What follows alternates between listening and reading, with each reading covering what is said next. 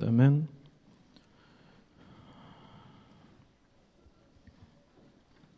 A certain man had two sons.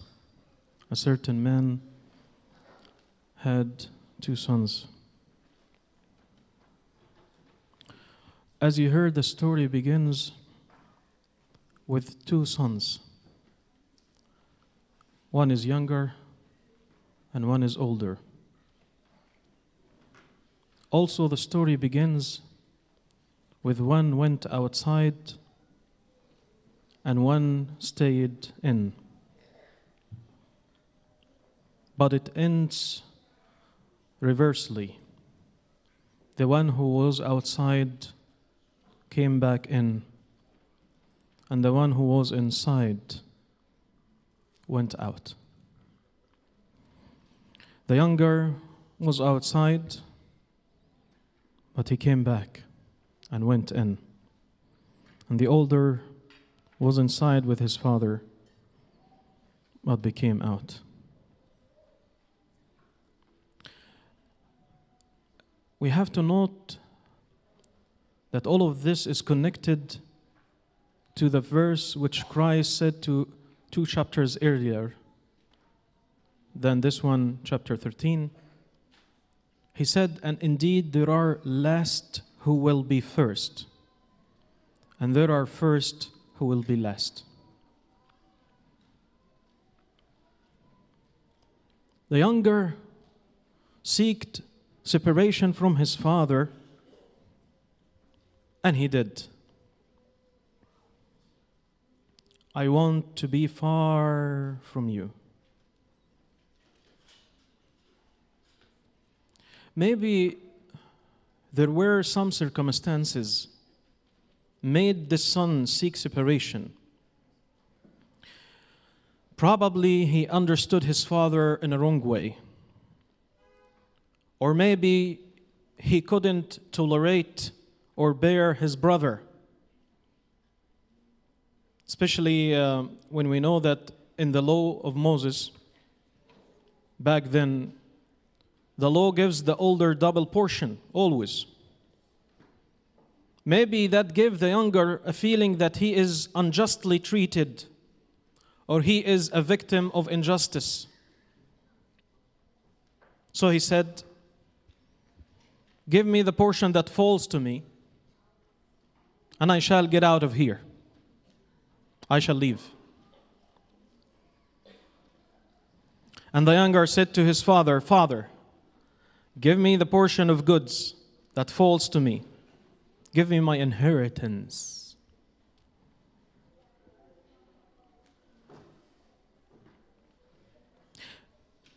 Inheritance, for the son to inherit his father, that means that the father has to be dead.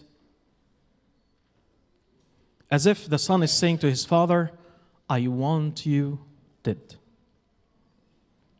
I want you dead." How hard is this? But what is more hard is actually what the father did.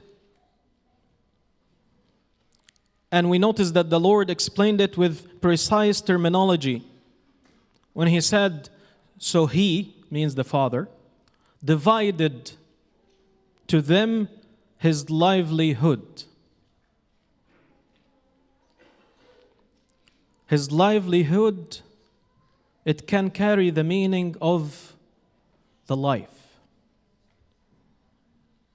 He divided, or he gave up his life for both of them. He gave up his life for both of them. But hold on a second. He gave his life to who? To the ungrateful, to the unthankful who wanted him dead. And also to the older, the other son, who stayed with him, but his real face will show at the end of the story, full of envy, full of lying. He gave them both his life. The younger took his whole portion, everything that falls to him. That's why when he wanted to return, he knows that he has no more. He has no more portion. There is nothing left. So he thought when he is returning, he was thinking that he has to return to his father as a hireling, as a laborer, as a servant, as a slave. And also the older, although he stayed with his father, and he already knew that all what was left is his. Strangely, we discover that he was covetous for a goat. You have everything. You're looking for a goat, a young goat. So out of this, we discovered that both of them were actually utilizing the father. What we can take from you, how we can take our inheritance while you are still alive. Not only that, but how can we take extra, more than our portions.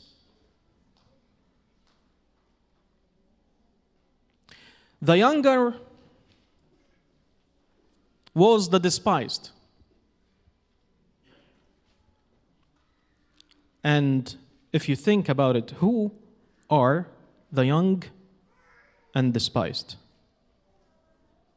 The younger actually represent the sinners, the tax collectors, and the Gentiles, who were scorned and belittled in the eyes of the elite of the Jewish people. Whereas the older represented the scribes and the Pharisees and the chief priests and the Jews in general. You noticed here a very strange thing. That the older took a larger portion according to the law. According to the law. That is his right to take more or extra than his portion. He has to take double portion.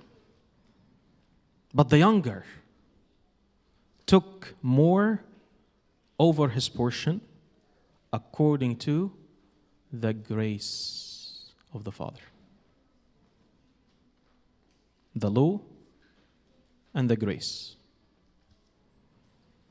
What is really strange is that this parable is showing us clearly that the law always favors the older son, whereas Christ's grace favors the younger, the despised, the sinners.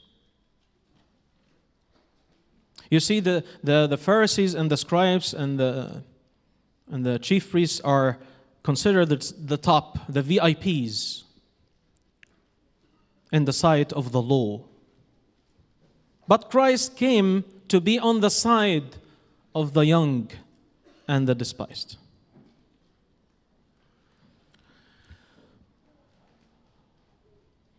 How this dilemma started. How this sad story started. Our Lord direct our attention to the reason of the starting of separation. The younger came and said to his father, "Give me," underline me, "the portion that falls to me," underline me.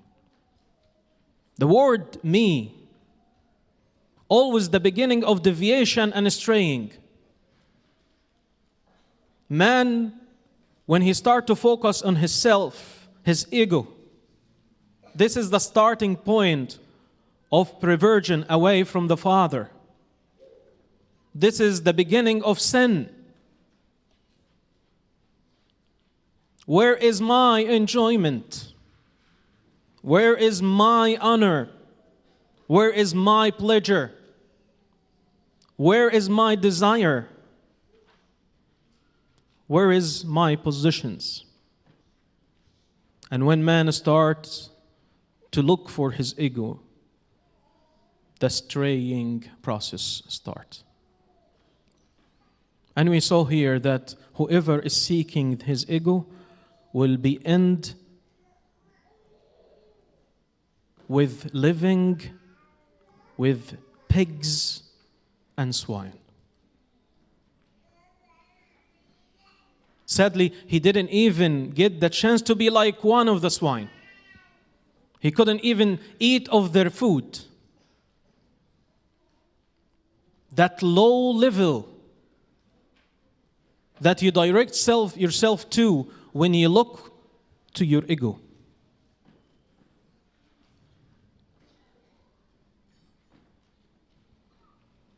The father could have easily throw the young son out of the house when he said to him, "Give me my portion." He could have, expel him, kick him out. He could have rebuked him saying, "You are a disobedient son. You are a faithless son. You have no right to take anything as long as I live. Get out of here." But amazingly, this loving father kept dealing nicely with the older and kept waiting eagerly for the return of the younger. And at the end, he gave them both what they wanted. This is the story of a rebellious son in front of a loving father's heart. This is the story of me and you, the sinners, in front of the loving heart of the Father. Glory be to him forever and ever.